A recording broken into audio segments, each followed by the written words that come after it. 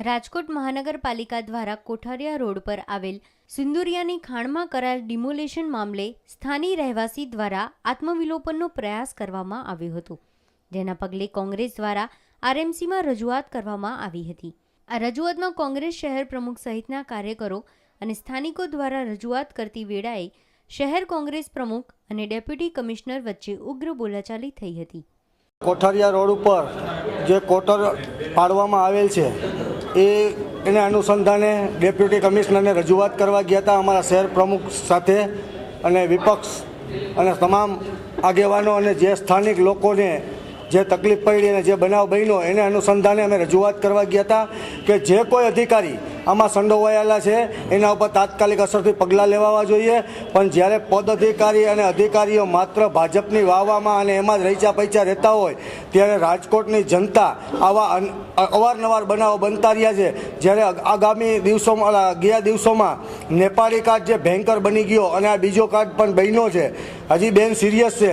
આ હદ સુધી જ્યારે રાજકોટની પરિસ્થિતિ છે ત્યારે પદ અધિકારીઓ અને અધિકારીઓ જે લોકોને આજે રજૂઆત કરવા આવતા હોય તેને દબાવવાની કોશિશ કરે છે, અને જ્યારે શહેર કોંગ્રેસ પ્રમુખ અને વિરોધ પક્ષના નેતા સાથે હોય ત્યારે જ્યારે ડેપ્યુટી કમિશનર અવાજથી વાત કરે છે કે સાયલેન્સ, અને જ્યારે ફરિયાદીને ફરિયાદ કરવાનો મોકો નથી દેતા ત્યારે આ રાજકોટની દશા શું છે, આના માટે થઈને કોંગ્રેસ તરફથી જલદ આંદોલન કરવામાં આવશે.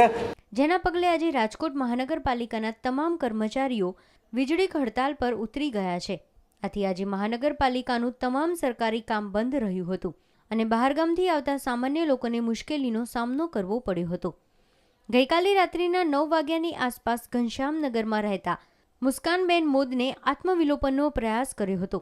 ત્યારે આ સમગ્ર બાબતે શહેર કોંગ્રેસ પ્રમુખ જશવંતસિંહ ભઠ્ઠી અને આરએમસીના વિપક્ષ નેતા પ્રવીણ રાઠોડ અને કોંગી કાર્યકરો દ્વારા આરએમસીમાં ડેપ્યુટી કમિશનર કોટવાલને રજૂઆત કરવામાં આવી હતી. જોકે ડેપ્યુટી કમિશનરે આ અંગે કાયદેસર કાર્યવાહી કર્યા હોવાનું રટણ ચલાવ્યું હતું. જે સમગ્ર બાબત થઈ એની અંદર આપના પ્રેસના તમામ રિપોર્ટરો કેમેરા સાથે હાજર હતા, એટલે પહેલેથી છેલ્લે સુધી એનું રેકોર્ડિંગ પણ થયેલું છે અને આપ સૌએ બધાએ જોયેલું પણ છે. એટલે એના પ્રતિભાવ રૂપે મારે બીજું કંઈ કહેવાનું રહેતું નથી.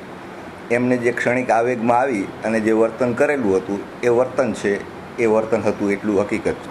ના, એમાં કોઈ એક્શન લેવાનો કોઈ પ્રશ્ન નથી.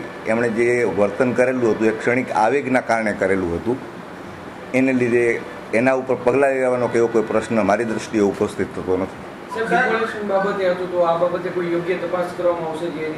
હા, એમની જે કોઈ રજૂઆત કોઈ પણ નાગરિકની હોય એ નાગરિકની રજૂઆત કરેથી એની તપાસ કરવા માટે અમે બંધાયેલા છીએ અને એની તપાસ 100% થશે.